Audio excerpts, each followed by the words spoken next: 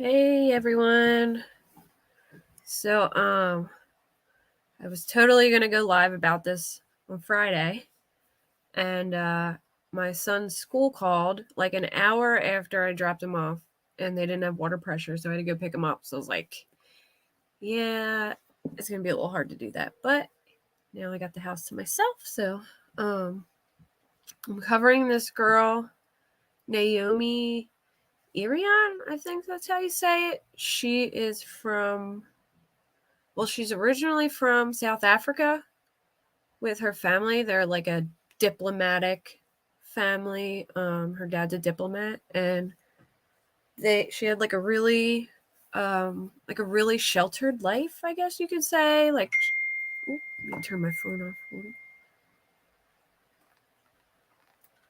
There we go. She had like a super sheltered life with her dad as a diplomat. They had like really heavy security because I guess if you're have a parent that's a diplomat, you can. Oh, I'm good, Flower Child. Thank you. How are you? I guess if you're a kid of a diplomat, you can get like kidnapped, and they can use it against the diplomat. Or hey, Sarah. They can use it against the diplomat or like the embassy or wherever. So yeah, her dad's a diplomat. They lived in South Africa, and she's 18 now. Her brother, her mom's child from a previous marriage, lived in Nevada, and she wanted. I'm glad you're able to catch one of my lives too. So her brother is from Nevada. Casey Valley, his name is. He lives in Nevada, and she wanted a taste of the American life and like freedom and being on her own. So she moved in with her brother. And like they said that she's like very childlike at heart. She like, does these little cosplay things where she wears like the elf ears and stuff like that. So she's 18. She worked for a Panasonic factory, and basically she would drive to this Walmart, which was like 5 minutes away. Apparently, this is super common. It's not like weird. A lot of the Panasonic factory people do it. They drive to this Walmart and they park and they catch this shuttle that takes them from the Walmart to the factory. So she was there at like 5 o'clock in the morning, 5:30 in the morning. And she was like, it was around 5:30. She was kidnapped around 5:30. But hold on, I'm gonna share my screen real quick.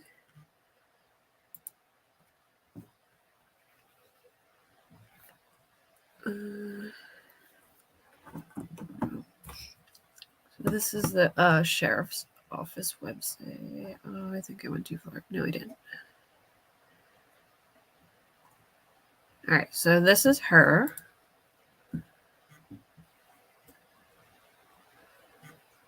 She looked older than 18, but she's 18. She has a lot. Oh, this is her car. Now, they have a suspect already, so I don't know how, like, the car's not significant anymore. On Friday, when I was going to go live, they didn't have any information, really, and then over the weekend, everything just blew up. This is like a press release by the police. They were at March 13th at approximately 23:25 hours. Lyon County Sheriff's Office deputies were dispatched to a report of a missing woman. The woman was identified as 18-year-old Naomi Irion of Friendly, Nevada.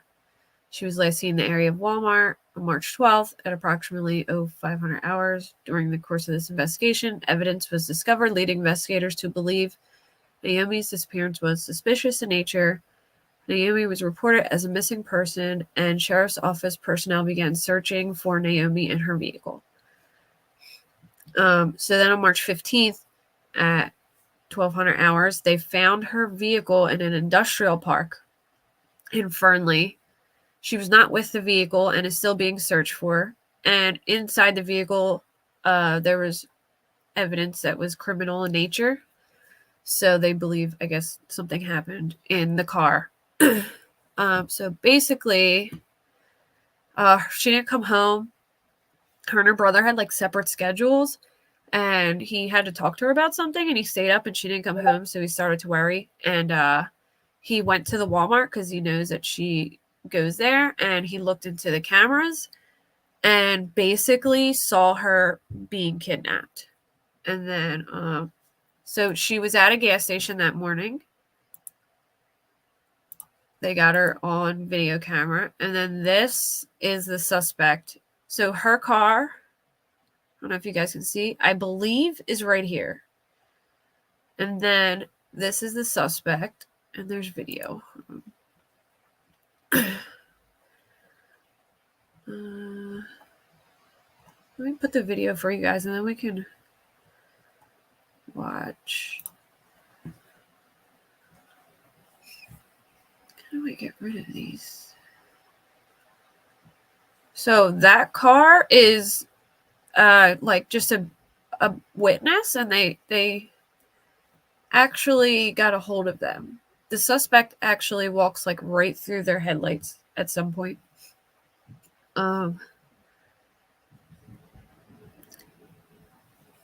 I don't know how long it takes him for him to come into screen, but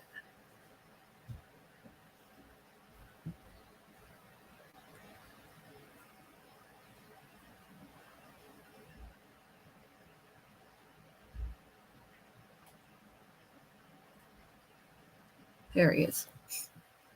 So up here you can see him. Is it still playing? Yeah. So he's up in the top left corner right now. Hey, 3-Boy Mom. Hey, Thug Thug. So I think right now he's checking cars for like witnesses. Or I personally think this was planned. So I don't know if I guess he could have been just looking for like a random person, but I personally think that he was checking to see like if, or looking for her, like he knew she was there and he was looking to see what car she was in.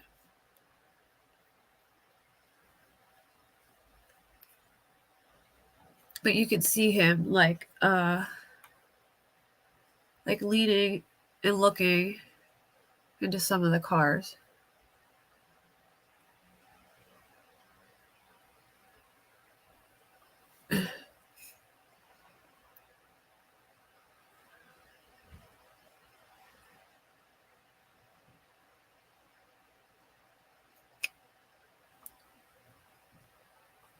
Like right here, I believe he walks through that car's headlights.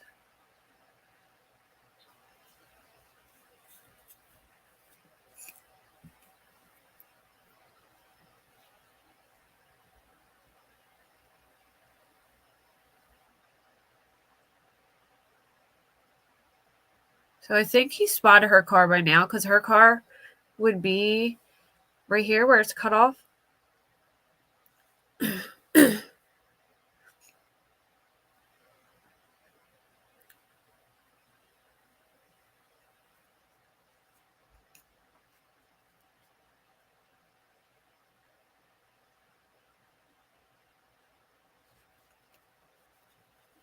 This is like so creepy because this could happen to like anybody.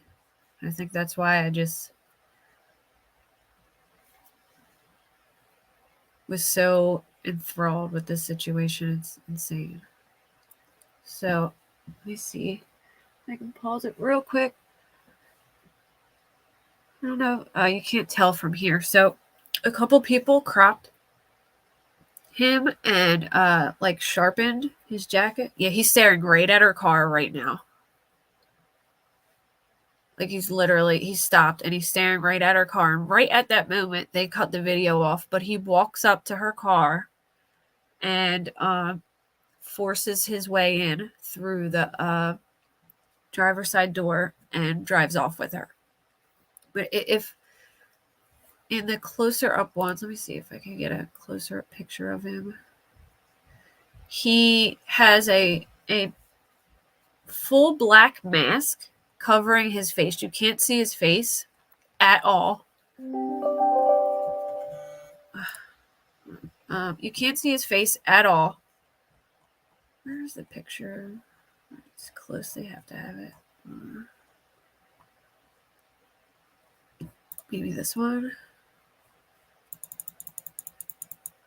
He has like a mask covering his whole face, so you really can't. Yeah, early in the morning, going to work, no one around. I mean, I think the cars in the parking lot were just cars that were waiting, like there where people parked them to take. Hey, Colleen. Thank you. They, I think they're just workers who were there, or people who left their car while they were working. Like, it's pretty desolate for the most part. And if like they sharpened the image a little bit in the groups I was in, and he had like a rib cage. You can kind of see it right there. Like, you know, the jackets where it's like one side of the rib cage on one side and then the other side of the rib cage on the other. So basically, this guy, he takes her car and drives off. And they initially thought he came from a homeless camp, but then they found out that that wasn't the case. So he parked. I think there's a map. Let me get you the map quick. I'll show you guys. This is why I think it's planned. I don't want to show the car yet. I gotta find that map.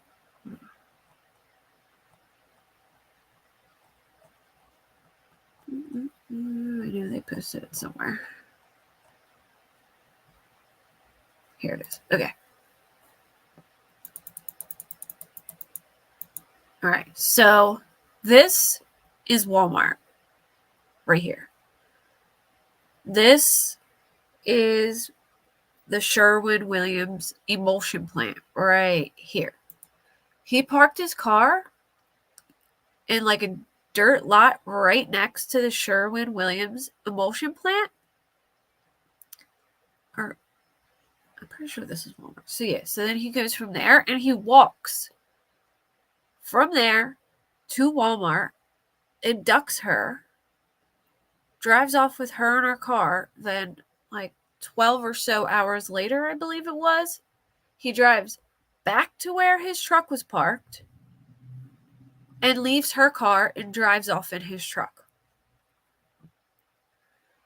So, like, I just can't see this guy going there in hopes to randomly find what he wanted if he like did all that work to like put his car there, cover his face, especially that early in the morning. Like, if you were just randomly hunting for women, how do you know that you're going to be successful in like finding that early in the morning in a pretty empty parking lot? Hold on, his truck's down here. I'll show you the truck. So basically, they got CCTV footage of his truck, which is this one. So it's like a 2021 or 2022 High Country Chevy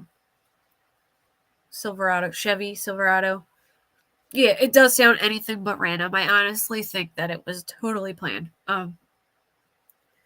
So it's a Chevy Silverado High Country, and it was a special chrome edition. It looks blue here, but it's actually gray.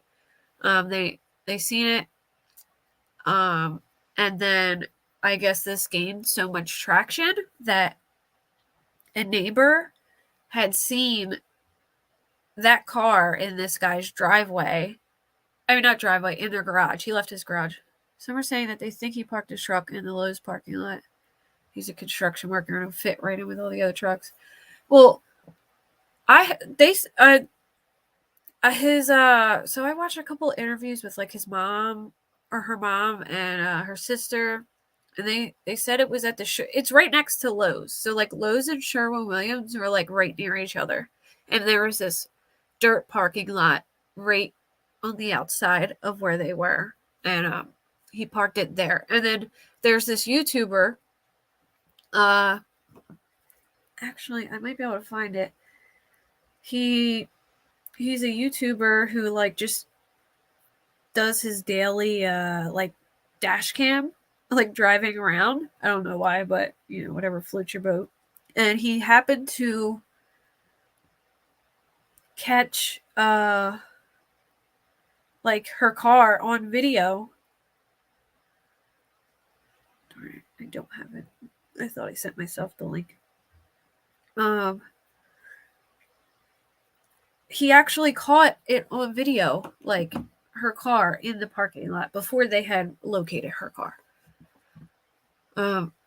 I feel so bad for her family because, like, you could tell their like her mom and like the sisters, they're like the sweetest people ever, and they're like, this lady's like Mother Teresa, and it's like you just hate when like really bad things happen to like, like you could tell they're really nice people. The mom adopted 2 disabled children from the Ukraine. She has a lot of brothers and sisters, and they're all like all over YouTube just doing interviews and trying really hard to get the word out there. And basically her brother, she said her brother's just filled with guilt, and like he was the one, like she, because she was living with him there, like the rest of the family's in South Africa. Okay, outside the box. So far, a girl was, if you didn't hear the beginning, this girl, she's 18. They're originally from South Africa. She moved in with her brother in the States to, get a taste of freedom, what it's like to live in the United States, because she's part of a diplomatic family. Her dad's a diplomat, and they live like really sheltered lives because they have to have lots of security and stuff. Because, and I don't think this kidnapping has anything to do with that, but a lot of times, like diplomats' family members will get kidnapped and used as leverage against like the diplomat or like the embassy that the diplomat works for, or whatever. So she's lived like a really sheltered life, and they said she was still like pretty much like a child. Like she like cosplay, wear these little elf ears, and she got a job at Panasonic. Oh, and here's a very important part too. She was online dating. She had just gone on a date the night before with some guy, but she said that it went well. And she also had some guy, she reported some guy who was like sexually harassing women at their job. And which happened a long time ago, and then he eventually left, and they're pretty sure sorry, tickle in my throat. They're pretty sure there's no connection there. But and they don't think the online, well, at least with that guy, they don't think the online dating is a connection. I think personally that this guy, oh wait, let me show you the guy. This is the guy. His name's Troy Driver. He lives in Fallon, Nevada.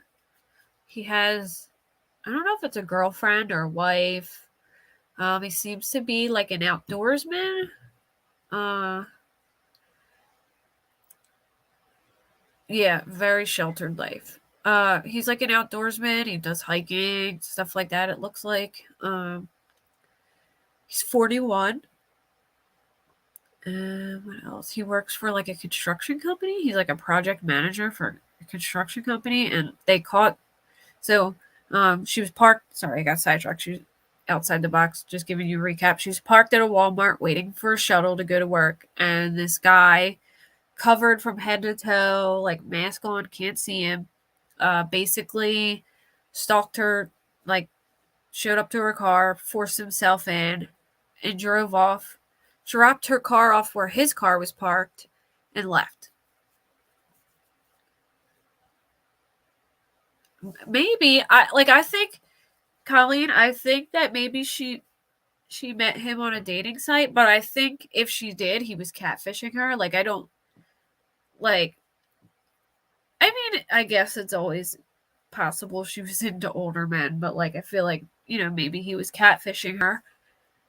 And well, I definitely think that's what happened, because I feel like it looked very planned out. Like I just can't see this guy. parking his car a ways away, walking all the way over there at 5:30 in the morning and being like knowing that he's going to have a target there. You know what I mean? Like, you have to have some kind of plan that there's going to be some type of like what you want there, because it's 5:30 in the morning. There's not going to be a ton of people in that parking lot. And I obviously that's probably his goal too, but what are the odds that you're going to go there without any pre-research and find what you're looking for, is what I'm saying. Yeah, his girlfriend, yeah, I can look up his Facebook. Yeah, his girlfriend was on the Facebook pic of him. I don't know if they took it down or not yet. Yeah, it definitely could be a trafficking situation. Oh, here's where it gets even more interesting. So this guy, when he was 17 years old, helped this woman hide, like, she killed her boyfriend and they hid the body. And he, like, participated in hiding the body, and he did, like, 10 years for his previous crime. He was only 17 at the time. But just like the way that he looked in the video, it just seemed like he was like he had done it before. Like, it didn't seem, I don't know, it just seemed like it was something he had maybe done before. It was weird. Yeah, I can go in the Facebook groups and share it and show you, like, there's articles that he helped hide a body, and he I believe he was like he is or was a meth addict too. So I did a little, like, digging into him, because throughout the Facebook groups they've been saying that it seems like he had done something before, and it's just, like, suspicious. So I started looking into things, and there's actually a couple women who have all gone missing in, like, the Napa area of California. This girl, I did a little digging into her. I don't think she went missing from suspicious circumstances. I mean, maybe like suspicious circumstances in a different sense. Like, she had some drug issues, I believe. But I don't know. I don't know if it, like, I think she may have OD'd and she was found where the street that she was on, and that maybe somebody tried to conceal her body because they didn't want to be blamed for it. So I don't know if we can really say that's like she's part of it, but I couldn't really find too much about these girls, but this girl, I found some interesting information. So this is they all went missing in California. Now, this area is probably like 6 hours away from where he is.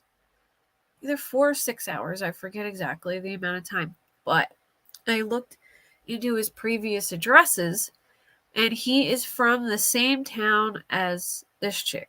Like, he actually lived in this area before. How do I say that? Ukiah?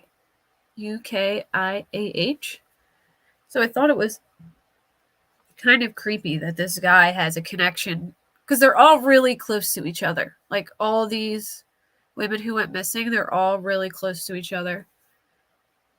And that guy used to be from that area. So all these women have went missing from suspicious circumstances.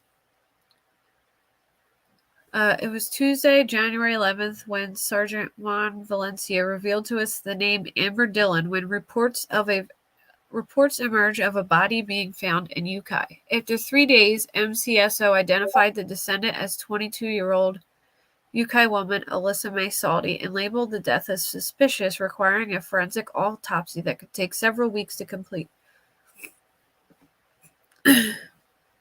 Yeah, her mom, Sarah, her mom did that as well. On, I think she did an interview with the Pascal show.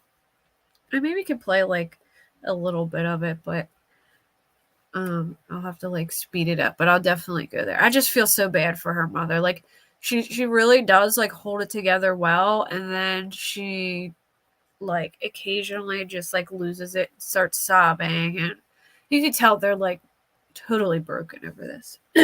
Like, and the mom, when she was being interviewed, she was saying, "My worst fear is that he has her somewhere out in the desert, and she's getting no water or no, like in the heat, and she has nobody to take care of her." And I'm like, I thought that was so huge that like she's not even thinking of the possibility that this guy could have killed her. Like she's like, she's alive in her mind, which I really hope for the sake of their family, because they seem like the nicest people ever that she is. So hold on, let me see. Community members started to concoct the theory of a serial killer immediately based on the commonalities between these women: their gender, their youth, their residence in Mendocino County, their characterization as suspicious, and the fact the cases emerged just days after each other. As web sleuths descended on the case, we reached out to Mendocino County Sheriff Matt Kendall about these claims, and he said unequivocally, after exhaustive efforts of investigators, there is currently no connection between these two cases. So then sleuths pretty much found this woman. So all these women have died between December 2021 and March 2022. So this chick McCarthy, this one with like the orange hair, she made friends with a a homeless lady, and she was bringing her like stuff, I guess like blankets and stuff like that. And there was a really bad rainstorm, and she disappeared, and they found her boots and an umbrella near the river, so they think she may have gotten swept away by the river. But they also on a Nevada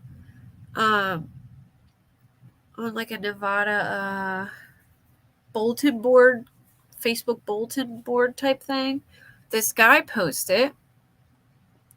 So it said, I'll show you what he posted. So this guy was in Auburn County, or in Auburn, California, which I think is even closer to Nevada. He was driving through the Catalans of Placer County and tried to intervene when he spotted a frightened woman getting forced into a car against her will. The witness was able to jot down a partial license plate and call authorities before the car sped off, and his description of the distressed woman he'd glimpsed seemed to match McCarthy. He basically said she had like bright orange hair. And they think, what if, she was kidnapped, and I guess maybe she tried to get out of the car. And so I think that it's possible there could be a connection there, because the guy used to be from that area. I haven't really found anything much more about the other ladies, but I thought that was interesting. Let me get the press conference real quick.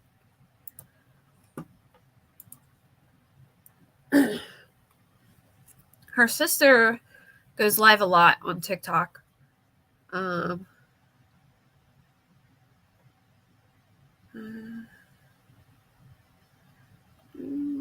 I go too far? Yeah, I went too far.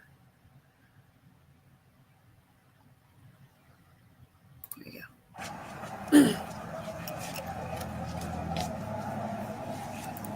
Have a little press conference. The audio is not that loud, but hopefully you guys can hear it. I think we're all ready. Is everybody okay? Yep. Okay, we're ready. Good morning, everybody. I'd like to welcome everybody here. We're going to have a little press conference that kind of gives us an update on where we're at on this case today.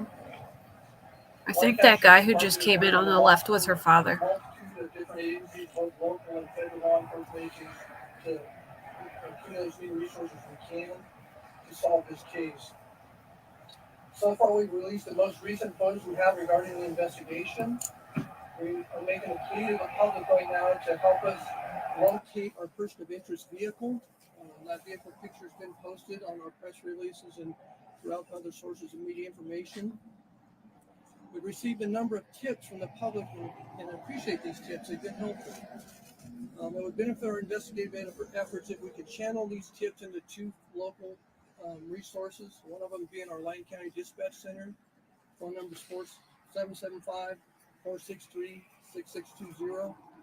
And the other one is through Secret Witness of Nevada, 775-322-4900. It's really important that we can try to get that information into those two sources so it's easier for us to track and be able to get the information into the hands of the people that need to follow up on it. One thing I want to say is we will continue to release information as it becomes available. Right now, everything that we know has been put out there, so that's why it's important to gain some new information from the public. I'm going to turn this time over to the family. I want to introduce Casey, Naomi's brother, Herday, her father, Tamara, her sister, and Diana couldn't be here because she's still in South Africa, but I'm going to turn the mic over to them because they have some stuff that they need to say. Before you do that, Sheriff, could you give us your first and last name and spell it for us? Sure. Frank Honeywell. Frank's obvious, but Honeywell is Hunewell. Thank you. And that number one more time for Lyon County Dispatch. 775-463-6620.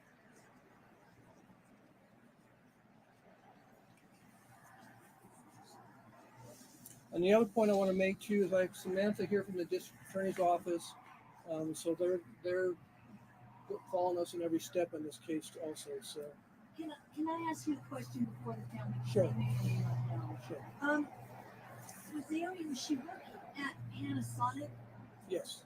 And has Panasonic been helpful to you in terms of helping you? If you've gone to them, if they've been helpful with and told their employees, hey, if somebody knows something or saw something, will they say something? So Panasonic's been very helpful. We have some investigators are working directly with them, trying to get some information. I would point out that every business in this Fernley area has been very helpful with providing surveillance video and all that stuff too. So we're getting huge support from the business community. We just need the citizens to help us find this vehicle of interest. Thank you. And one over here too. What is the Lyon County Sheriff's Office policy for responding to missing persons cases? Is it a couple of days? Is it immediately? So typically what happens if a case comes in as a missing person case, we respond immediately, provide individuals or families with a packet that they fill out. And whether or not a lot of these cases, the person will come home, even if, fairly shortly after because it wasn't really a missing person case. So that's the way it typically works. It isn't something that we sit on. It's something that we get on right off the bat. And then occasionally these cases don't come in as a missing person case initially until a little bit more time goes in, and then eventually it gets converted. I won't say converted. It gets reported after the initial report may come in as a sufficient circumstance, and then later on down the road it'll turn into a missing person case. When do you guys usually rope the media in or the public to ask for help? It depends on how fast the information comes into us. So as we kind of got this information gathered on this case, that's why you guys are here today, is because we need the media's help. And I think it's important to get the media involved as quick as you can, but you got to have enough information to kind of fire that off. And it took us a couple days to get that stuff all gathered up, so hence we're here today. Just last question, just to clear something up. Initially, they said the man came over from a homeless camp behind Walmart and got in her car, but now they believe he's driving a truck. Was that a getaway truck? Did they believe that this man may have been homeless? So we're not 100% clear on that yet. We're still trying to gather information. We just know from the surveillance video that this truck that we put out into the media is of interest. We don't know anything more about that yet. Anything else? When you put out the first press release Tuesday, that was after you found the vehicle. Did you already have the surveillance video before that, or did that cause you to go looking for it? I'm not 100% sure, and I don't believe so because The ping of her phone. okay. The ping of her phone. Right. So part of the investigation was the ping of her phone, which caused us to go there. I mean, I don't have the intimate details on how all that timeline unfolded. Yeah, three-boy mom. It took like a day. No, the last ping of it showed in that area. Oh, and that's why we started our. It took like a day before the brother even noticed that she was gone because they have conflicting schedules. I think he works like the night shift, and when he gets home and goes to bed, she's like their schedules are conflicting. And then he waited up on Sunday night, I believe it was the Sunday. She went missing on Saturday. I think it was either Friday or Saturday, and then he waited up on Sunday night for her, and she never showed up. So we called his mom, like freaking out, like, have you heard from her? Like, I don't know where she is. And like none of them really thought that it was like a huge deal yet. And he had work the next day. He went to work, and then he left work and was like, I gotta go find my sister. So he started at Walmart, and he's asked them, like, can I see your cameras, because like, I can't find my sister. And they showed him the cameras, and the first camera, he saw her car, but he didn't see the suspect in that camera. And they said, oh, well, there's her car, like, let me see the other cameras. And then when they showed the camera, with the guy walking back and forth, he literally watched his sister get kidnapped. I was kind of frustrated because I was watching the mom's interview on the Pascal show, and she was literally like explaining what happened in the video. And like when she got to the part where he was like, he circled the bush, and then he stood at the bush and he stared right at her car, and that was the moment when the suspect locked in. And he walked over to her, walked up to the driver's side door, and opened the door. And they said like she wasn't really paying attention because she was like snapping her friends. And she stopped. Like she was about to continue going on, but she just stopped and was like, everyone, like, it's so important. Make sure if you're sitting somewhere by yourself in your car, like, lock your doors. And then she was about to like re-explain what happened, and the guy like cut her off and was like, so tell me more about her job. I was like, what? We're like at the climax of the story. Like, I want to hear what happened. And he cut her off and asked about her job.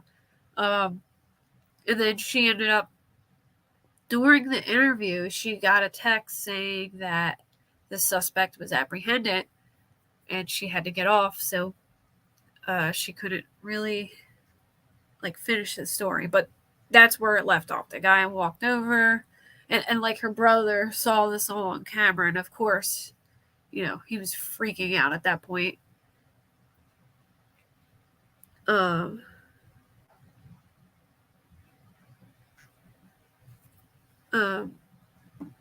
Sorry. So he's freaked out at that point, and he called the mom, and the mom, it was in the middle of the night for her, and he woke her up out of her sleep, or he called the dad, sorry, and the dad left the room and answered the phone. Then he came in and he told the mom, like, she was kidnapped, and they just went into panic mode, and it flew out, brought the whole family. I think a lot of people donated money because they were like, it's expensive for them to travel from South Africa. But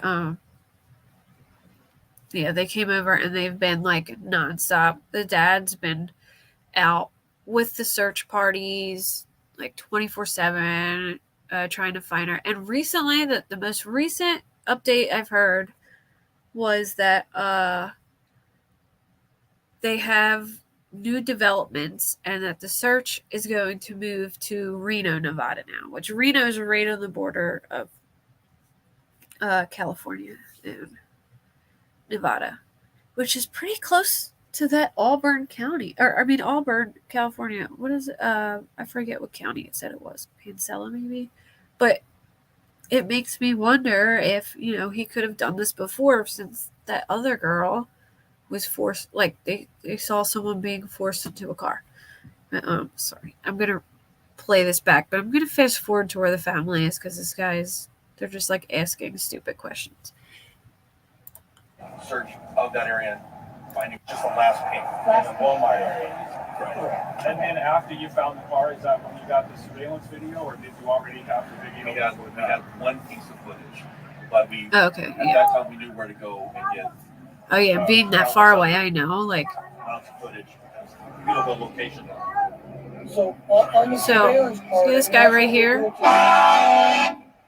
I believe that's her dad. We learned some more information, so we pulled a bunch more surveillance video.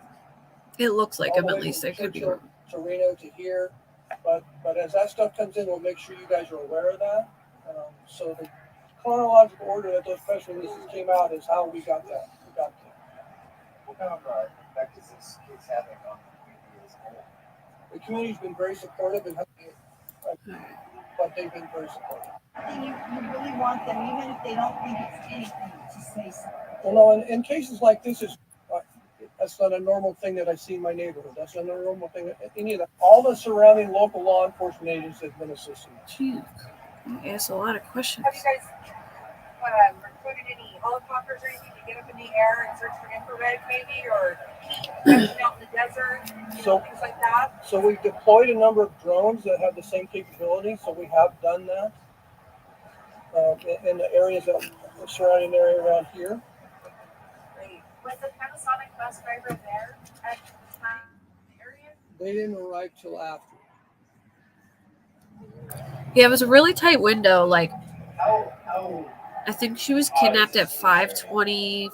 So she was snapping at 5:23. Not in this area. Well, we all know times are changing. She got kidnapped at 5:25, and then the bus came at like 5:30. This is her brother. Here you go. Hello, everybody. I'm Casey Valley. This is my sister, Tamara Cartwright. This is my stepdad, Naomi's Oh, father, never mind. That's her dad. He looks just like that other guy. I thought it We're was Naomi's family. Also, my mother, our mother. She's not able to be here right now, but she's working on getting here. So the mother has two, like, young, like, in their, like, maybe like 14, like 12. I forget how old, but they have disabilities, like a lot of disabilities. Yeah, it scares the hell out of me too. I have a son, but it's still scary. It scares the hell out of me because it could happen to like anyone, like even us. You know what I mean? Like it's terrifying that this guy just like, and then it makes you wonder, like this dating, online dating, like how dangerous is this stuff? Like, is it better to just find love in person, like how it's always been? Like, is on dating, like online dating scares the crap out of me. I don't think I could ever do it. It just terrifies me. But it's like, you think about it, like anyone can catfish on there and meet up with you, and it could be some total psycho. Like, oh, just is terrifying. But so this is a brother that she lives with. This is a dad. He's a diplomat. This is her sister. Her sister's on TikTok all the time. She goes live. She talks a lot about it. This is a really hard time for our family, as everybody can probably understand. Naomi lived with me here in Fernley. Lives. Sorry. She corrected him. Naomi lives with me here in Fernley, and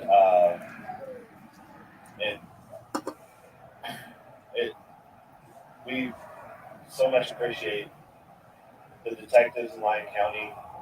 They're working so hard.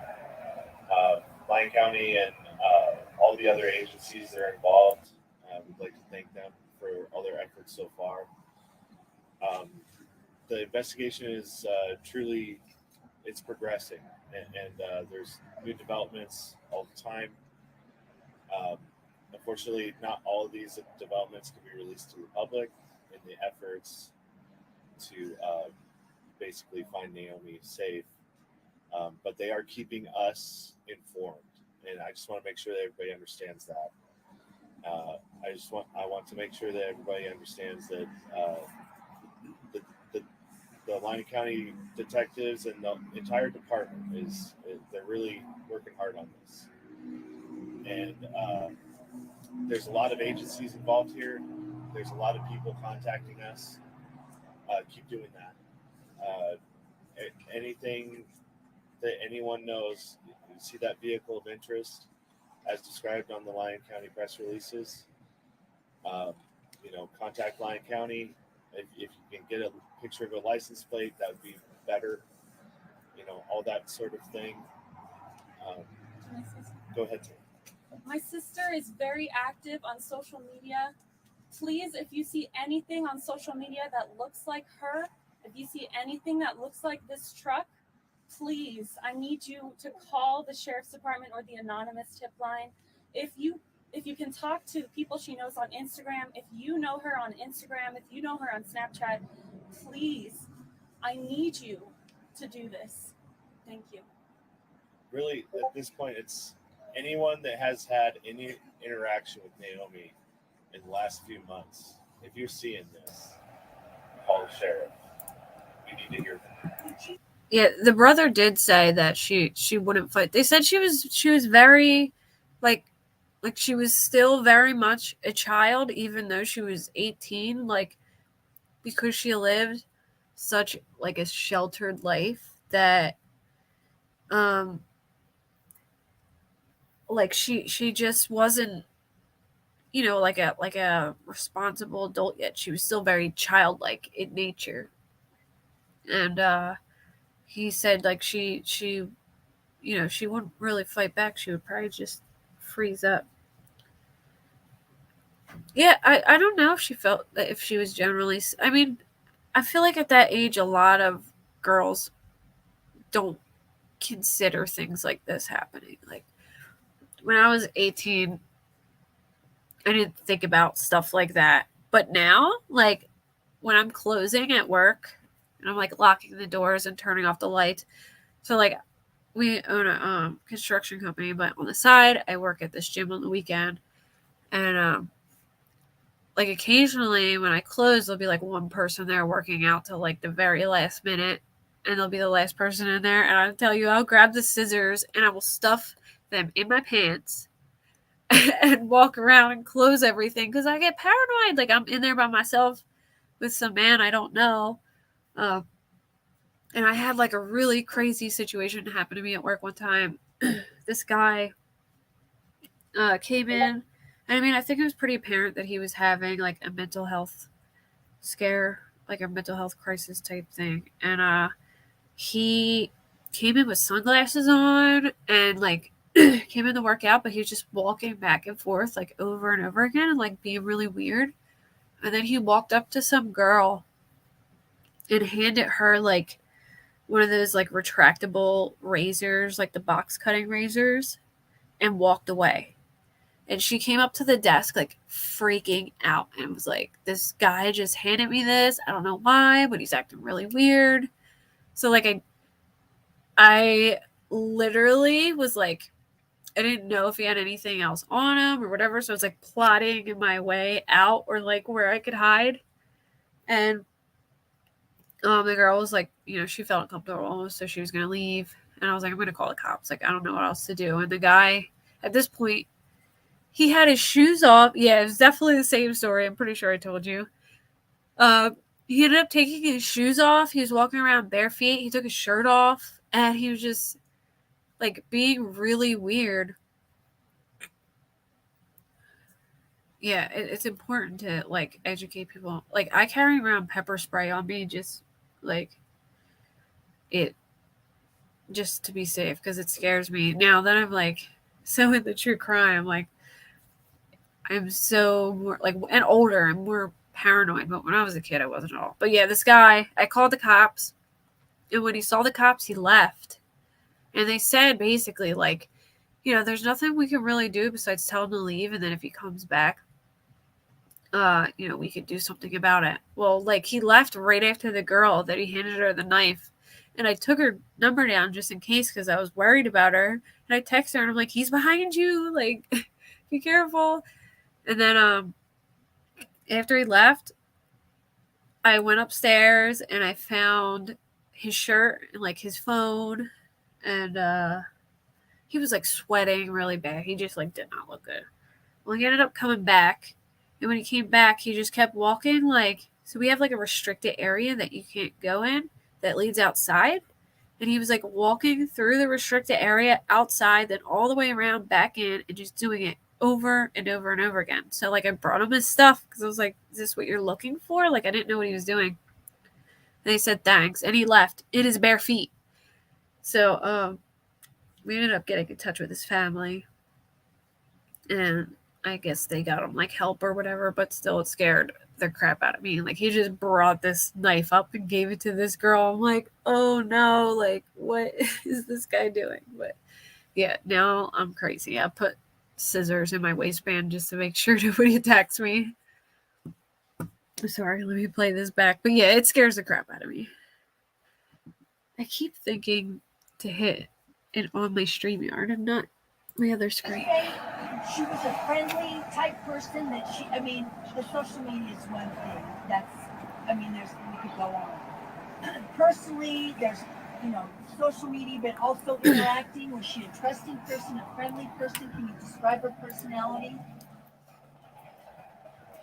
She was very friendly. She's very friendly, maybe a bit too trusting. But you don't expect anything bad from her. She's helping. Unfortunately, she was not focusing on her own safety. She loves people. She loves people so much, and that's why she's so trusting. She wants to have a relationship with people that she comes across. She is such a kind person. She'll do anything to help people. I'm so afraid that someone betrayed her trust. So if somebody needed help, hey, can you help me with this? Absolutely. She I would need help definitely with be that. Absolutely. She would say, absolutely, I'll help you anyway. Absolutely. Yes. So maybe football. Yeah. Naomi is not a fighter, meaning the guy who pushed her into a car, she froze. She didn't do anything. She just froze. And we can clarify really quick, and detective, correct me if I'm wrong. We're not saying that this person was necessarily a homeless person. He came from that direction, but it's enough of something to state that it's worth noting. This person did say or do something to Naomi to make her move over from the driver's side to the passenger side. That's, as far as I know, what we know so far. Was she a pretty habitual person? Yes. Yeah. So I mean, she checking parked. in for- Yeah, I mean, she and I talk all the time. She lives with me. Anytime she wasn't going to come home, she would tell me. You know, she would let me know because she didn't want me to worry because she knows that I would. And when I didn't see her on Saturday because I went to bed super early. And she got home. She usually came home kind of later at night. And so that wasn't weird. And then when I saw that she didn't come home on Sunday, She works so early in the morning. etc.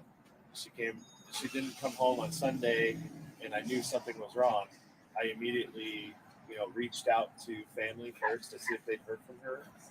I reached out to all the jails and hospitals in the nearby area, all the way from Churchill County to Washoe County, Sacramento, Carson City, everywhere like that. And it was at that point that I knew something was wrong, and I made sure to call dispatch on Sunday night, as just like the press release says. So, Speaking of reaching out to surrounding areas, I really want everyone to contact anyone when it comes to news, when it comes to social media. I really need to stress that what you need to do is spread the word about my sister. as much as you can, because this was on Saturday morning. We don't know how fast that truck is going. She could be anywhere right now. But we are out of time. It's so critical right now to just anything that you know or heard or thought of. But it needs Hey, to be Jill. reported. Casey, when you were the one that went to the Walmart and said, "Hey, you got any Yeah. surveillance?" and they So- showed it to you. So Monday day, I went to the Walmart and because I knew that was her routine. And my stepfather had told me, because he has access to her bank accounts, the last purchase that she made was on Saturday morning, early in the morning on her way to work. So I logically thought, and with some help, I mean, it was actually one of my girlfriend's friends' ideas. And my girlfriend and I went to Walmart, and we tracked security down at Walmart, and they were very helpful. And I'm very thankful to them for letting us barge in on them and showing us that footage.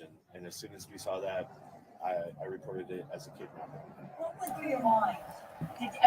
Yeah, Walmart is the real MVP here because honestly, a lot of places don't just like let people see their video footage, but they did right away, which honestly got the ball rolling right away. Because obviously, if you see a video of your sister getting kidnapped, they can't say, "Oh, she's an adult," and you have to wait 24 hours. Blah blah blah. You know, like it made it more urgent.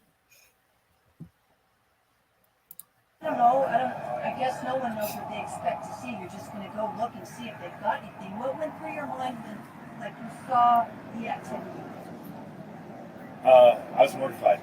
It was. I didn't expect to see that. I expected to. I was just trying to verify that she made it to Walmart. And Or got on the bus? or whether or not she got on the bus. But I had heard from HR. I can't even imagine. Like, sent her emergency contact. So on Monday, I got in touch with them before I went to Walmart even, and they verified that she had no call, no show on Saturday and Sunday, which is very unusual for her. She's never done that before. For every day that goes by, not hearing you guys start to lose a little bit of hope, or are you guys No. optimistic? We have to stay optimistic. There's no choice. oh, Did they see her with that runaway truck get in that? They see on the Exactly. footage? We can't put out a comment on that yet. Has there been any discussions with, you said that you came from the direction of a homeless camp or might have been homeless, with anybody who lives in that area that is homeless, might be familiar with the gentleman? Exactly. Or sure. So all the people that are in and around that area and stuff, we're making an effort to contact and see if anybody saw anything. Other vehicles that were in the surveillance video, we're trying to locate those vehicles too, see if anybody saw anything. So we're doing all we can do to try to contact anybody that was in that area that the night question. So to answer your question is yes, we're following up on those. And like I said, we don't know if this guy's a homeless guy or not because we don't know who he is yet. We don't know where the truck comes from. So we're still working on that piece. The other thing I wanted to make sure everybody was aware of, Secret Witness has stepped up to the plate and they're going to put an announcement on all their message boards throughout the state of Nevada. So that's going to be coming up soon. So that'll be out there too. The family's been very good, very cooperative working with us and that's very appreciative. And like I said, we're doing all that we can do with the resources that not just we have, but Churchill County, Washoe County, everybody, FBI, to pull this together and try to get as much information as quick as we can because time is of the essence. It is important to do that. So, Have you notified, I'm assuming, have you notified law enforcement throughout the state? Because, all roads go all over. So, Right. And maybe surrounding states? so that goes out through once she's entered into the NCIC system, everybody gets an alert on that. So it's a pretty widespread thing. Plus through the secret witnessing that connect all the law enforcement agencies across the United States are connected through secret witness. So What So- about the message boards it got on the interstates? Can So- you put up any type of message saying be on the lookout for this truck or something of that nature? So people that aren't from here driving. So that's where some of the secret witness stuff is going to Her show up. brothers was in the It'll say, "Look for military this vehicle, too. contact secret I witness can't at this imagine number." seeing a video of my brother, like family member, Board being associated kidnapped. yet with any information? Not yet. That's pending. So secret witness, once we kind of get some more information, is potentially going to put out a warrant. So If it were my kid, I wouldn't even want to see the video. when? It would scare the crap out of me. Yes. I'm Naomi Irion. I'm Naomi's dad. I work in South Africa for our government. My wife is over there now with 3 boys at home. She's obviously a nervous wreck. She cannot operate much. There's somebody watching her, being with her from the embassy there. I would like to say first, thank you very much for all of you for coming here today, and for those who take this in heart. I know Naomi is in all of our hearts, and we hope to find her alive, obviously. Thank you for those watching as well. We beg you, if you have any information, anything, please contact the Sheriff Department or the law enforcement as soon as possible. We still hope to find her. Yesterday I came from South Africa. I went to her bedroom and started looking at her stuff, her shoes and makeup, everything she has, her dirty laundry, and started crying. We really need your help. She's my daughter, but she's also your daughter, your sister. She needs help, and we need to find her. Thank you very much for the prayers. Thank you for the meals. Thank you for the donations. Thank you for everything we received from you guys. We really appreciate it. Thank you. Any more questions for How us? long have you lived in Fernley? How long has she lived with you? I've lived in Fernley since June of 2020. Naomi moved in with me in August of 2021. Yeah. Hold on, let me pause it real quick. Did you want to talk on camera? Yeah, Jill. So, basically, this girl. Here, let me go back and give a little recap. So, this girl, her name's Naomi. It's their daughter, sister. This is her. This is a pretty picture of her. She's 18.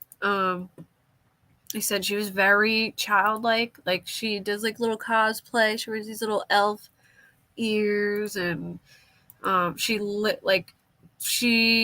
they lived a very, very, very sheltered life in South Africa because her dad is a diplomat.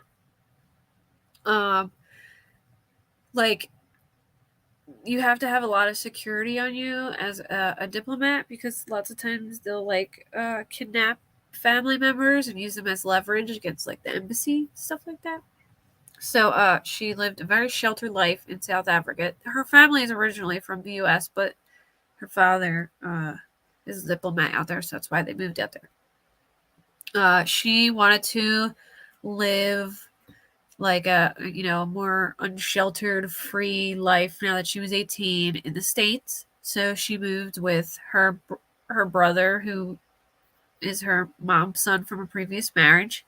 He's pretty much an adult, and he's like ex-military. She was living with him, and she had a job at this Panasonic factory, where in the morning she lived about a minute from Walmart, so she would drive her car, which is super common, according to like a lot of the Panasonic workers. They would drop their car off at this Walmart, and then a shuttle would come and take them to work. So this is her car right here. She was sitting in her car, snapping her friends, and this guy was walking up and down this pavement watching her, and he ends up walking around this bush. Sorry, let me click on again. He ends up walking around this bush, stops here, and stares right at her, and then the video cuts off. Yeah, they did find evidence of crime in her car, yes.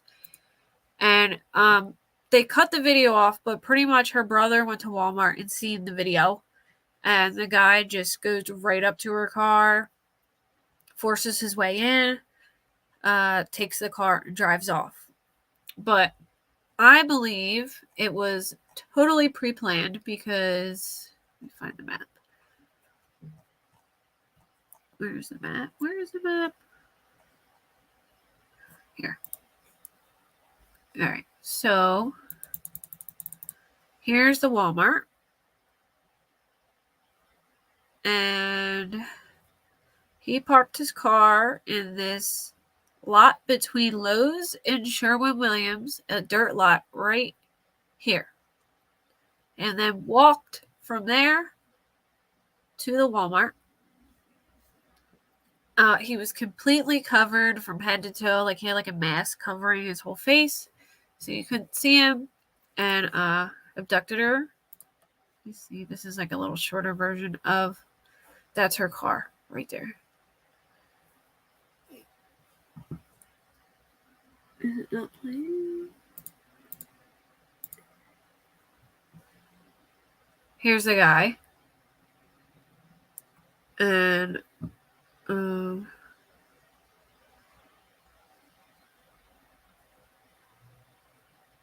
he walks up and down this a few times, like looks in cars, like checks stuff out, and then eventually circles around this bush, stands here, stares right at her, and then he goes in for the kidnapping. So basically he drives off with her, and you can see right here he has a mask on, so it's like covering his face. So he kidnaps her, drives off for like 12 hours or so, then returns to that dirt parking lot, leaves her car, and drives away in his car.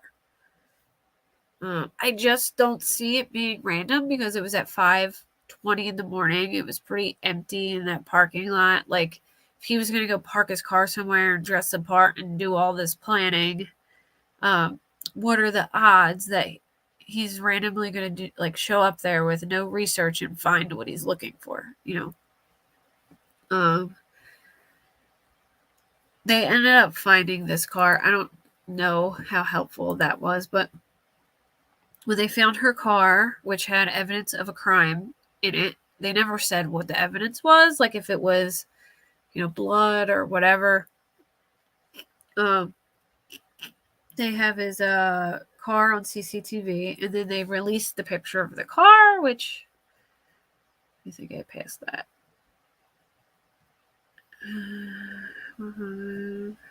Maybe I did. There it is. This is the car. Do they think he knew her, or that people parked there to catch this shuttle? They don't think he knew her. So she was online dating, and she had gone on a date the night before, but they said that wasn't connected. And then there was a guy at her Panasonic job who was sexually harassing all the women, and she reported him, and they said that wasn't connected either. But part of me thinks that maybe he was catfishing her on like a dating site and then exchanged like snaps with her, and possibly target her, or exchange his fake social media, I think. Yeah, she had a routine too, so he could have watched her routine as well. Like, she went there every morning to catch a thing. There had to be some kind of planning, in my opinion. Like, I just don't think he would randomly go there without some research, at least. This was the car. It was a very specific Chevy High Country 3500 HD. It was custom, had chrome handles, it was pretty, it was brand new and customized. It's not like a car you see around often. And this lady who was watching all of the news break seen a picture of the car, and this guy, he lived in a different town. This was in Fernley, Nevada, and he lived in Fallon. She was walking by his home, and he had the garage open, and she saw the car, and she called it in, and that's how they found the guy. The guy has a history of criminal history. He actually helped some woman when he was 17 hide the body of her boyfriend that she killed. And he did like 10 years for it. I believe he was also addicted to meth or still addicted to meth. I don't know. He lived in a halfway house in or not like a halfway, a sober house in Ukiah, California, which conveniently there's a couple women who went missing in Ukiah. And one of them specifically, well, they think she may have gotten swept away by a river during the storm, but somebody posted on like a Nevada message board that in Auburn, California, he's seen some guy forcing this girl into a car. And it makes me wonder if, he had done it before. Maybe, there's a connection there. But like, I think like four women have gone missing in the Napa area of California where he used to live in the last 3 months. 4 people. So I don't know if it's connected, but it's definitely an interesting angle to look into. And then the one girl, she had some drug issues and she was from Ukiah, so I wonder if maybe he was like a sponsor or something. There could be some connection there.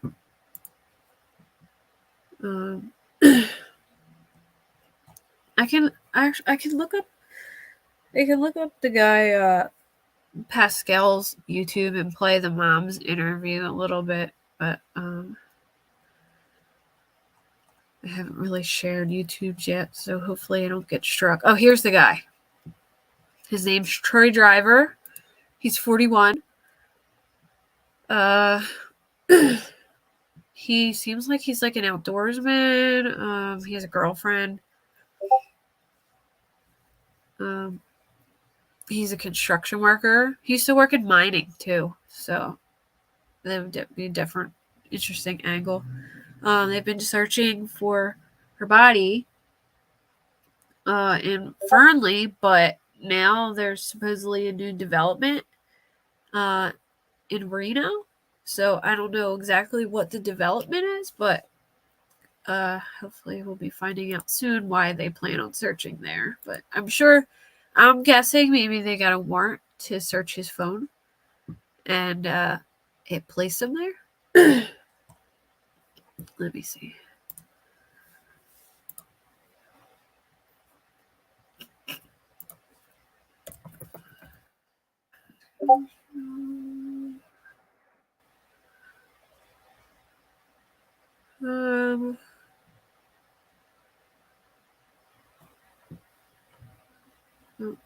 So if you see on that, there's like a picture of the guy sitting in a chair. And then he has like a back picture of him. So here's the one with, I feel like the initial one with the mom was good though. Like her second one was just like updates. The original one, I feel like she did a lot more explaining.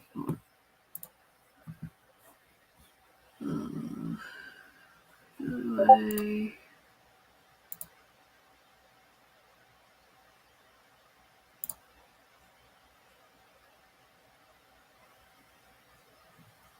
Playback speed 1.5. Or should I do? Let's see if that's too fast.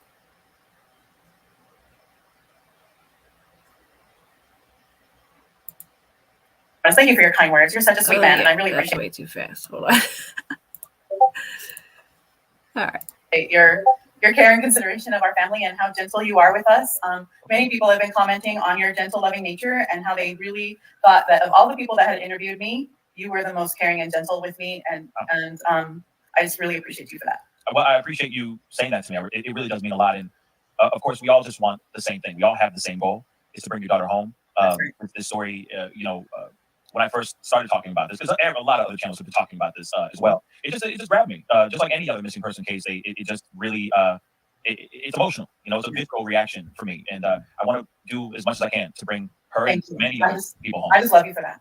I appreciate that, and I love you for coming onto this channel again to be here, and maybe this time you'll get another text message and you'll tell me this time. You know? I will tell you whatever they allow me to tell you. Exactly. That's fair. That's totally fair. Actually, we should talk about that really quick before we go into everything. Obviously, there was a time that you were on the show, and there was a moment that happened. I have to pull it up. I do have to pull it up. I've seen it so many times on the news in the last 48 hours. It's crazy. It's crazy, right? We made the news. You have gone nationwide, sir. It's crazy. It's absolutely crazy. But all for the good, right? All for a good cause, and it's all about getting Naomi. Real told me quick. they had a suspect in custody. And had, is this really the moment right here? I'm not going to play the audio, but So basically, real quick, she was on.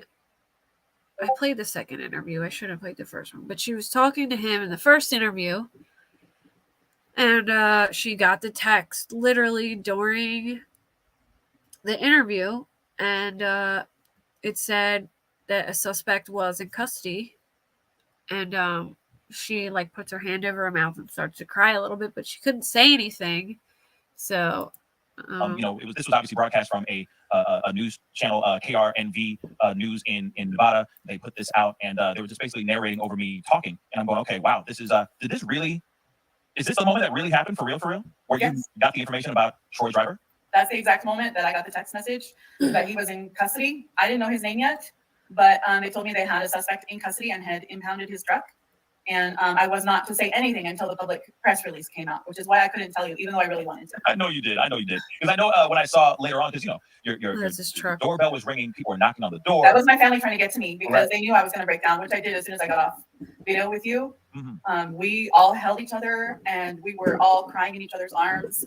It's crazy to see big, strong, tough men. All of my men are all well over 6 feet tall. My husband's 6'5". My oldest son is 6'4". My son-in-law is 6'2". And they're big, tough guys. That's and tough. We were all in a big family huddle, just sobbing. Oh, I bet. And actually, I wouldn't be slouching in your family, so that's kind of nice to know. I wouldn't be looking down. I'm 6'4", so you fit right in. Yeah, I fit right in. I'm the smallest. Wow, how tall are you? 5'5". Oh yeah. Hold on. I'm gonna do. She doesn't really talk about much in this one. I'm gonna go to the first one she did. This one, she doesn't like she. Suspect in custody. Where is it? How many interviews did he do with her? Breaking. It's got to be this one. Casey, your son. I think this is where she just. Okay. It is at 1.5. All right. Naomi's brother. Did he see a different angle that everybody else is not seeing right now that hasn't been released to the public? Mm-hmm. Yes. This is the part I was talking about. Interesting. Because, you obviously have seen the footage where it's in the top right-hand corner. It's very grainy. It's extremely hard to see what exactly is going on. But you see this suspect, obviously, just sauntering around, lurking around, trying to find, God knows what he's trying to find, before he takes her car with Naomi in it. So you have a different angle. You have access. I don't. I haven't seen it. But your son has. Right. Gotcha. Now, so actually, in that footage that you've seen, sure, yes, her car is in the top center. It's been cropped out to protect the case. So towards the end of the video, when he walks back up the sidewalk towards the camera, and then he goes around the bushes and turns his back is to the camera and he squares up his shoulder and he's standing there looking towards the center of the parking lot. Mm-hmm. He is staring straight at Naomi, as if he circles around and he squares up his shoulders like that's when he's ready to pounce, like a lion ready to pounce on the prey. Yeah, that part was so creepy when he was just staring right at her car. I saw that and. Absolutely terrifying. Absolutely terrifying. Terrifying. Even to just be in that car and say if she did drive away unharmed, that's still a chilling image to see just some random hooded guy in the parking lot just staring dead at you. It's a terrifying thought. Now, of course, I do have some questions about the abduction and everything that went down here. But before we go down that route, we got to talk about her job. So she just started working at Panasonic. What exactly was her job there?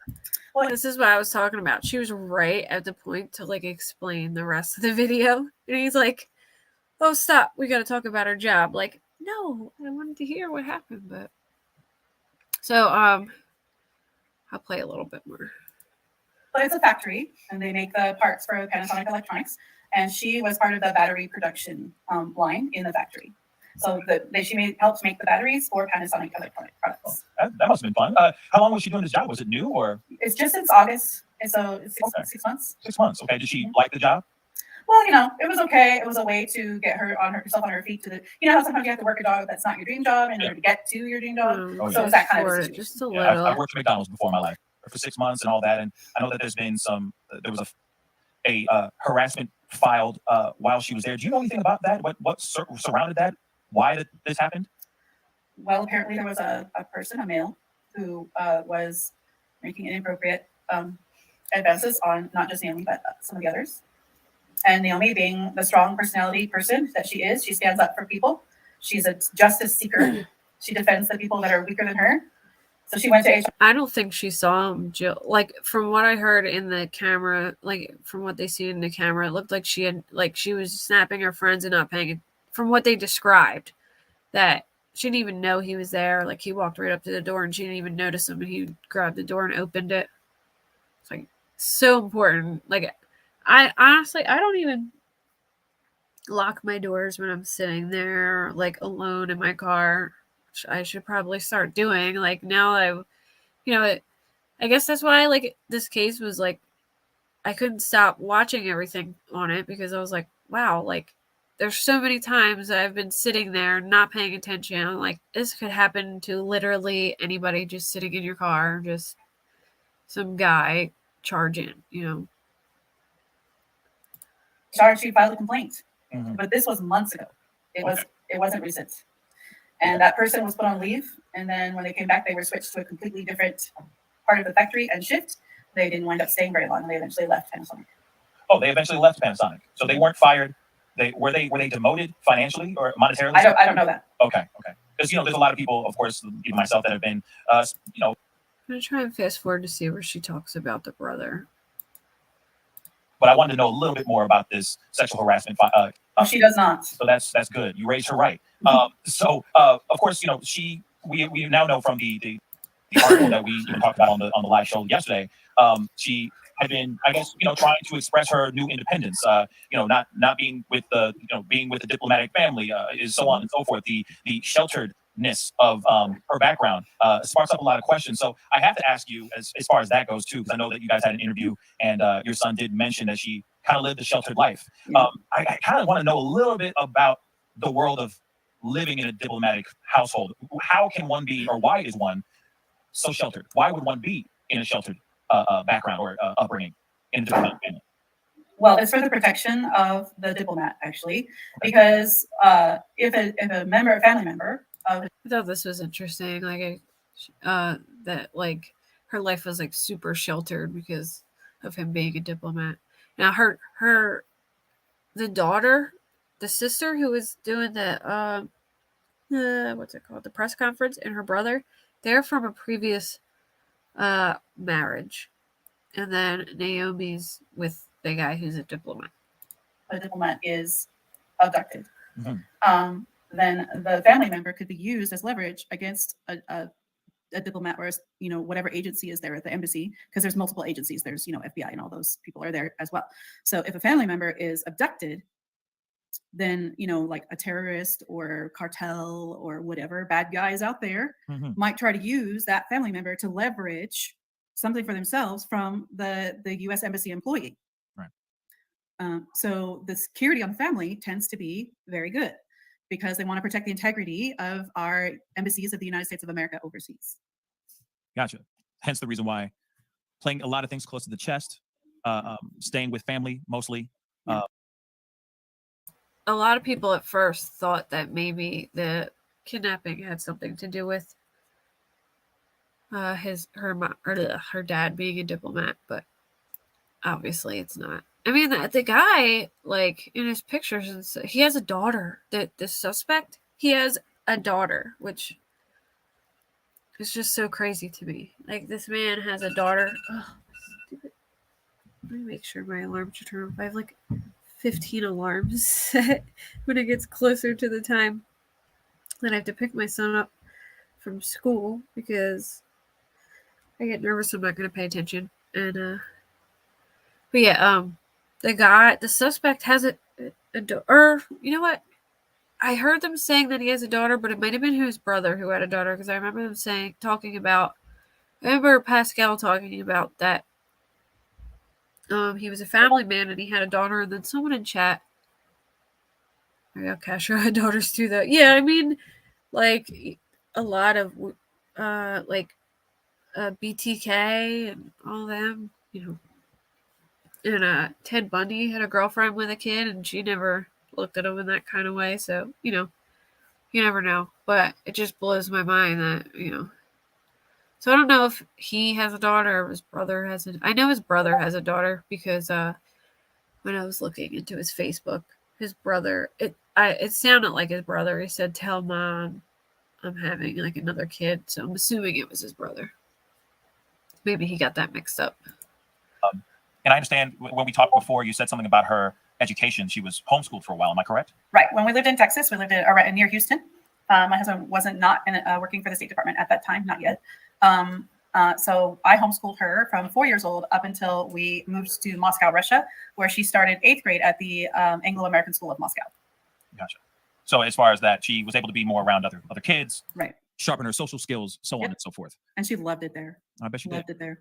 I bet she did. Now, because of your family, because your husband is a diplomat, do you think that this might be connected in that kind of way? That maybe whoever abducted her may have known that she is from a diplomatic family, and they're trying to use this to hold anything over you guys' head because of something political? What are your thoughts on that? Well, and I do understand why people would think that. However, it's not like my husband's a Secretary of State or an Undersecretary, right? Fair enough. So I've asked Homeland, I've asked Diplomatic Security, I've asked FBI, I've asked them all this question myself. Mm-hmm. And they all say no. Yeah. They're saying that no connections whatsoever. Or at least their theories is that it's I'm going to fast forward a little bit. I don't want to play too much of it. I don't want to get struck. Let me see. And doing things where he needs to stay out of the public eye. Yeah, he's busy. He's busy. He is absolute sense. And I'm with that 100%. Keep that model. He's doing what any father would do. Absolutely. He's going out there and he is searching in all of the places where an abductor might take an 18-year-old pretty girl. They've traveled like everywhere. That makes total sense. Now, and I commend you guys for doing what you're doing, putting in the tireless hours, not only just talking on camera, but being on phone calls. The amount of effort that you guys are putting in is absolutely tremendous. This might be where she gets it's the bloody truth. The now, notification that the suspect was arrested. That Naomi was on the night before. Do you know anything about this date or the day before? She had a date with someone. Oh yeah, the date. And then the next day she's gone. Do you know of anything about this date? How did it go? Who was the person? Right. So as far as I know, she was happy with the date. It went well. She came home early that night, and because she had to get up at dark 30 to go to work the next morning. My son saw her that night. They spoke. She was happy. The law enforcement, local and federal, know who this man is. They know his name, and he has been investigated. And as far as we know, he's not involved. As far as you know, he is not involved at all. Right. Now, I know that I said in the last show, I did kind of use a reference towards a movie called Taken and all. But it does make me wonder, since she was dating, like maybe that guy is, on the dating sites catfishing as somebody else to lure younger girls, like exchange, like all that guy would need to do would be talk to her for a while, exchange a fake Snapchat, and a lot of kids have their location on the Snap Mat, which I think is not smart at all. But if you have your location on, whoever you're friends with on Snapchat can just, look and find you. It's kind of like what I think happened in the Delphi case. Because has anyone read the I know you did, Sarah, the transcripts? Kind of sounds like either this guy or his dad were posing as some, Justin Bieber looking ripped 14-year-old and luring kids to that park. He was talking to Libby and sending pictures. Like at this point, you have to tell somebody send me a picture of you holding a piece of paper with the date on it. Because, like, that's like, I feel like you need to like tell your kids that, you know what I mean? Even that, you don't even know the person, but like have him send a picture of him holding a piece of paper with the date on it to show he's real, But with the Delphi case, when we get a chance, yeah, we definitely need to have a conversation about Snapchat. But yeah, it sounds like this guy in the Delphi case, Anthony Schatz or whatever. Well, he had the account Anthony Schatz. His name's like Keegan Klein, which kind of upsets me because that's my last name. But nobody dox me, please. But his name's Keegan Klein, and he was like under this name Anthony Schatz, and he was using this picture of this like. Hold on, let me see if I can find it real quick.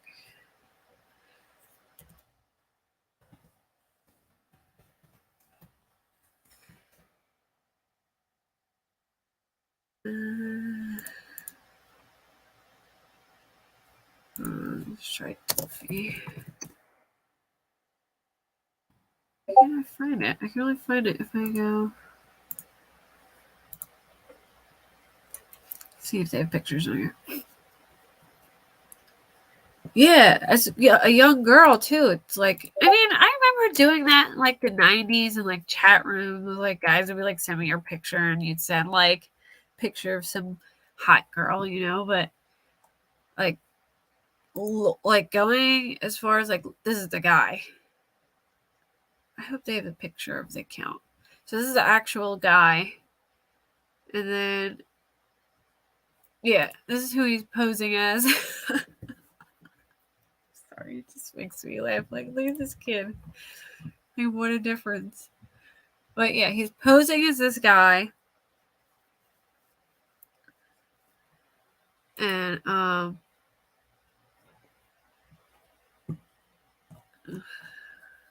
wait. So yeah, he's posing as that, like, Justin Bieber looking kid. And he was talking to, let me get out of this because I don't want to get struck. He was talking to, Libby. And him and Libby were sending pictures back and forth and stuff. And I guess she really liked, Anthony Schatz. And he asked to meet her at the High Bridge. And he said that she never showed up, which I highly doubt. He planned to go there as himself to meet Libby.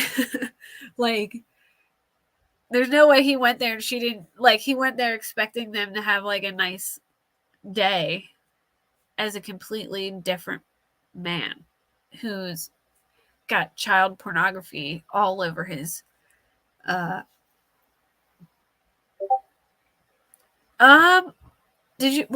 here's the crazy thing. The Keegan guy, right? Or Kagan, whatever his name is. Well, it's not exactly the same last name, but Kagan,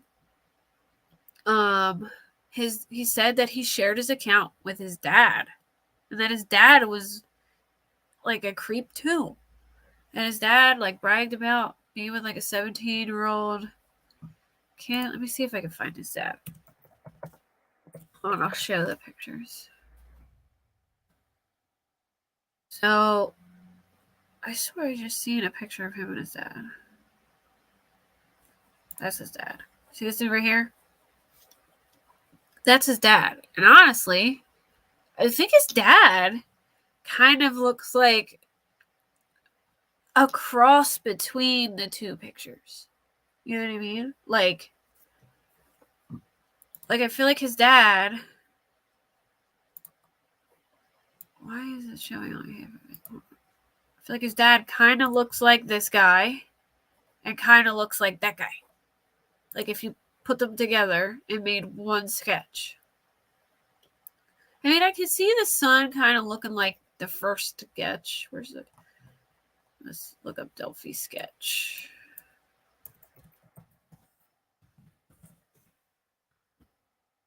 Here's the two. So I kind of think like the dad looks like a cross between the two. But anyway, basically, Kagan, I think the dad's more like the British guy. The stepbrother said he could hear Kagan's voice in the downhill guy. Maybe they've both been there. I don't know. Yeah. I mean, I heard this guy, I think it was, I don't know. I don't want to get his name wrong. Aaron Mole or Aaron Hall. He's a YouTuber. He played the voice of Kagan and he played the Down the Hill. And they really sounded similar. But Kagan in the first interview was claiming that he shared that account with two they could control too. I know. I'm not saying it. I refuse to because I don't. You can't have the same name as me. So his name's Kagan. All right. Well, I don't know. It's spelled Keganiee. But he said so. His first interview, apparently, he said that he shared the account with his dad, and that his dad, like, was bragging about having sex with a 17. Aaron Mall, yeah. Yeah, probably that guy. Does he have like a drone? I swore I watched him with a drone before. He has like glasses, I think. I'm pretty sure he played both of the voices and I listened to that. But yeah, he said his dad used the account too, and that his dad was bragging about sleeping with some 17-year-old girl. The guy Kagan has had a boatload of porn on his computer. He said it was old, but I mean, he was still not underage. In the first interview, he admitted to text or like snapping Libby and asking to meet her at the bridge. I mean, it's got to be these guys, like one or the other, or both. Like, I feel like there's no way he asked them to meet them at that bridge that day and he was going to go as himself and think that it was all, going to work out. Can you imagine, like, oh, hey guys, like, you want to hang out as this guy when she, like, obviously he's not going to show up as himself and want to hang out. Like, he's luring her there for a reason. I just don't know who it was yet, but it's got to be one of the two, in my opinion. But you could see how they made, like, the lines in the face here and there. Like, I think that... What's the dad's name? Does anyone know?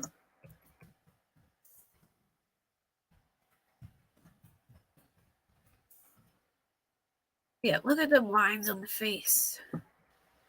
Like,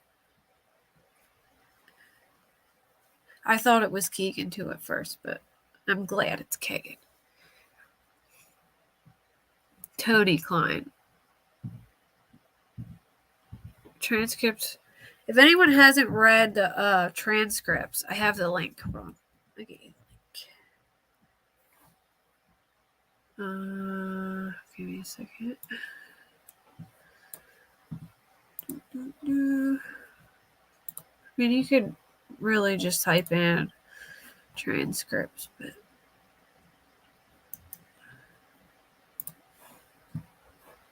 copy link.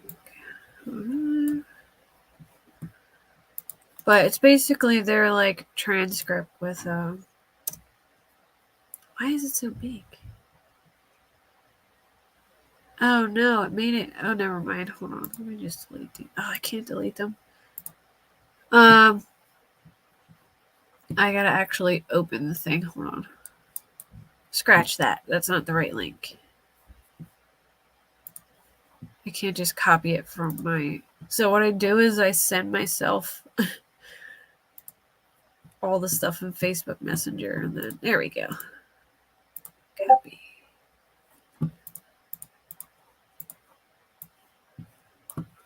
Here's the transcripts.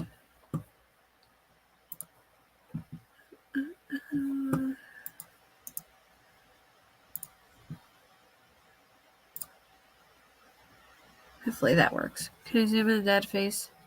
Yeah, he does have a young face. Let me see if I can find an image that I can. Here we go.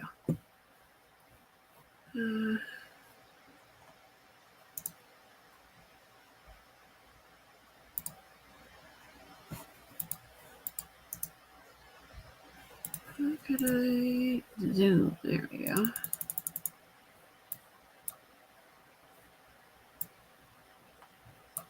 Zoom in a little more.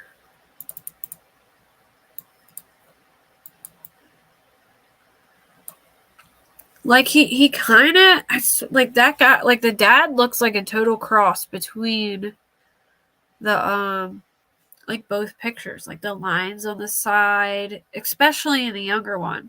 And his hair could have looked, like curly, I guess, because the way he spikes it. Like the nose is a little thin, but I could see. Yeah, like what if they were both there? Because the son looks more like him, and the dad looks like him. Maybe they saw them separately. Like, let me zoom out and do him. Like, look at his face. Ah, shoot.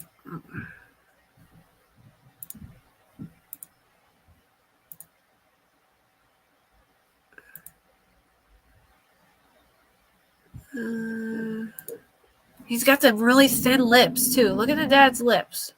They're like so thin, they're almost like non-existent. And then look how thin this guy's lip is. Hold on.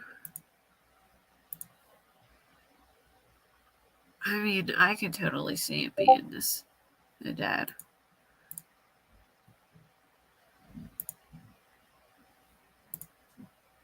All right, I'm going back and forth because I'm looking at each, like I'm looking at the ears and then I'm going back and then I'm looking at the nose. Even the eyes are really, the ears are big though. Like look, like his ears are super big. This guy, look how big. Hold on, let me look at Bridge Guy.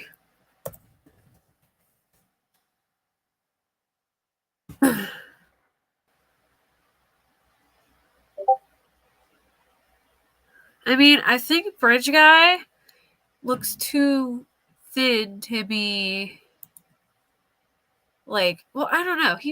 If this was around the same time, I have no idea when this picture was taken, they would be both around the right weight. But like now he's way too heavy to be this guy.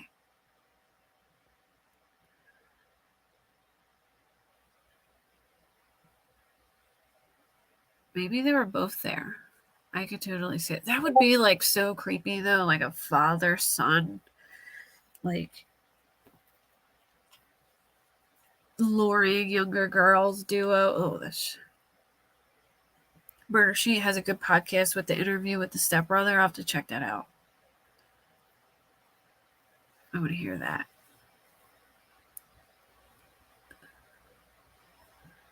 Yeah. Yeah, Tony is short for Anthony. The dad's name is Tony. You know what I mean? So like maybe it was both of their accounts. I don't know. It's so creepy. Like it's weird because both sketches are like both of them. Like I can see both of them. Like maybe there was two people there. It's really bizarre. But it definitely looks like both. Yeah, maybe one was down the hill already waiting, yeah. Yep. Hopefully, I mean, this guy, the son is definitely away because they found all that porn on his computer and his phone. But the dad definitely, I think he's involved for sure. But I I gotta hop off because I gotta leave to go pick up my kid in like 15 minutes. But maybe I will maybe we can do a Delphi episode this week and we can go over the transcripts. People would be interested in that. Well, I think the only reason that they had one suspect is because they only had video. They had the video from Libby's phone of the one suspect. That's where Bridge Guy came from. But if there was somebody waiting down at the bottom of the hill, and it's weird that they had two totally different sketches of the guy that they seen. So, there could have been two suspects and I didn't even know. But yeah, maybe this week we'll go over the transcripts and do like a whole Delphi episode because Delphi's definitely an interesting topic. We can go into that. Yeah, they just came out. It's just the interview with the guy. All right, talk to you guys soon. Bye. Thank you all for coming. Uh,